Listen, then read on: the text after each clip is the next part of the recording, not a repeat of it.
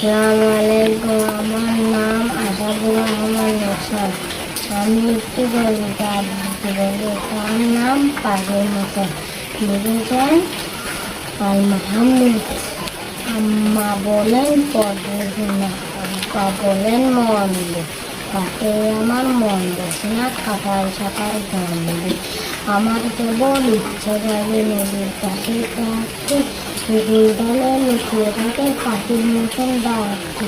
সবাই যখন ঘুমিয়ে পড়ে কন্যাকুলির ফুলটায়, উদ্ভরাও চাঁদের বাটির ফেরেশতারা উল্টা, তখন কেবল ভাবতে থাকি কেমন করে উঠবো, কেমন করে শহর ছেড়ে সবুজ গায়ে ঘুরবো। আমার তখন শিক্ষকরা মানুষ হওয়ার জন্য, আমি না হয় পাখি হব, করবো পাখির মতন বন্য।